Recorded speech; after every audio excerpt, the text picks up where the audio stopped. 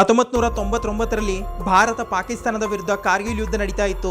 ಆಗ ಭಾರತೀಯ ಸೈನಿಕರ ಮುಂದೆ ಒಂದು ದೊಡ್ಡ ಸಮಸ್ಯೆ ಬಂತು. ಬೆಟ್ಟದ ಮೇಲೆ ಅಡಗಿ ಕುಳಿತ ಪಾಕಿಸ್ತಾನಿ ಸೈನಿಕರ ನಿಖರವಾದ ಮಾಹಿತಿ ಸಿಗ್ತಾ ಇರಲಿಲ್ಲ. ಇದರಿಂದ ಅವರ ಮೇಲೆ ಆರ್ಟಿಲರಿ ಬಾಂಬಿಂಗ್ ಮಾಡಲು ಸಮಸ್ಯೆ ಆಗ್ತಾ ಇತ್ತು.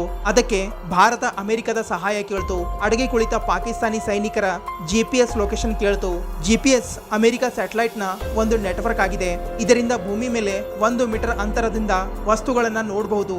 ಆದರೆ ಅಮೆರಿಕ ಭಾರತಕ್ಕೆ ತಮ್ಮ GPS ಆಕ್ಸೆಸ್ ಕೊಡಲು ನಿರಾಕರಿಸಿತು. ನಂತರ ಭಾರತ ಕಾರ್ಗಿಲ್ ಯುದ್ಧ ಅಂತೂ ಗೆಲ್ತು. ಆದರೆ ಭಾರತದ ಮನಸ್ಸಿನಲ್ಲಿ ಈ ಮಾತು ಹಾಗೆ ಉಳಿಯಿತು.